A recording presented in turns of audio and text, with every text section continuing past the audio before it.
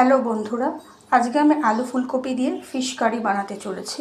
তো তার জন্য 6 পিস কাতলা মাছ নিয়ে নিয়েছি, লম্বা লম্বা করে আলু কেটে নিয়েছি, ফুলকপি কেটে নিয়েছি, একটা ছোট সাইজের ফুলকপি, একটা টমেটো পেস্ট করে নিয়েছি, আধ বাটা করে নিয়েছি টমেটোকে, আর আদা রসুন একটু গোলমরিচ পেস্ট করে নিয়েছি, আর এখানে ধনে জিরে দেওয়া আছে, আর ফোড়নে তেজপাতা আর জিরে দেব। তেল গরম হয়ে গেছে, তেজপাতা আর জিরে আর তেজপাতা দিয়ে দিচ্ছি। আলু ছেড়ে দিলাম গরম তেলে।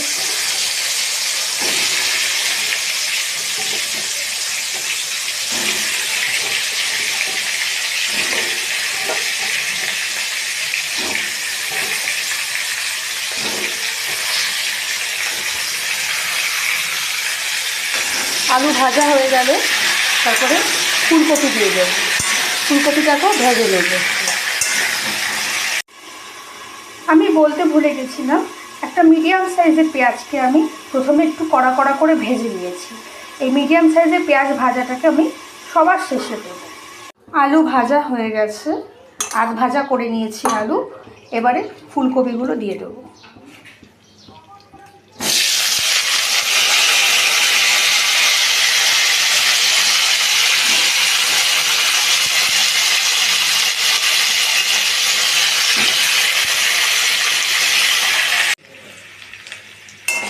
বন্ধুরা, আলু ভাজা ভাজা হয়ে গেছে, তো এবারে আমি মশলাটা দিয়ে দিচ্ছি।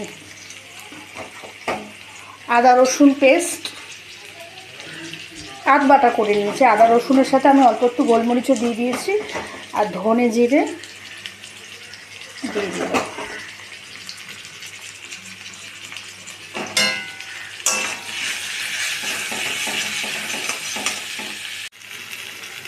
টমেটো পেস্ট দিয়ে দিলাম,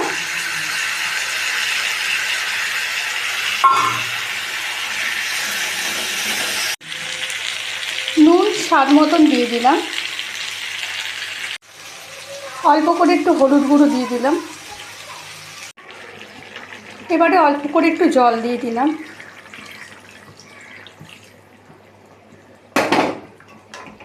কারি ফুটে উঠলে তখন আমি মাছ ভাজাগুলো দিয়ে দেব।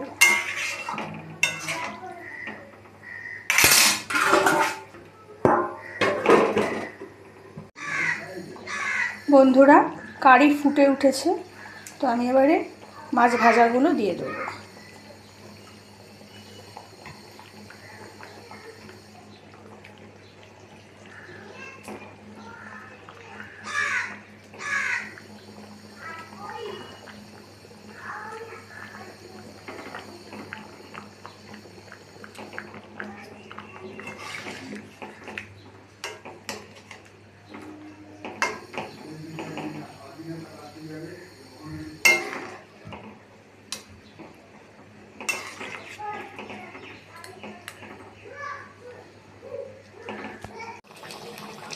ফিশ কারি হয়ে এসছে, এখন পেঁয়াজ ভাজাটা আমি দিয়ে দেব উপর থেকে।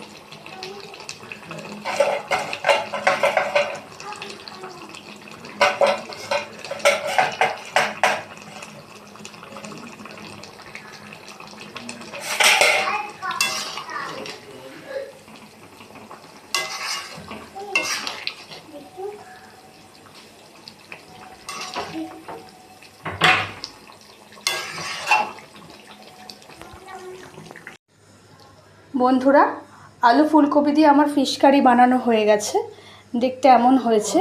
তো যদি আমার ভিডিওটি ভালো লেগে থাকে তাহলে লাইক করবেন, শেয়ার করবেন, আর আমার ইউটিউব চ্যানেলটিকে সাবস্ক্রাইব করবেন। ভালো থাকবেন।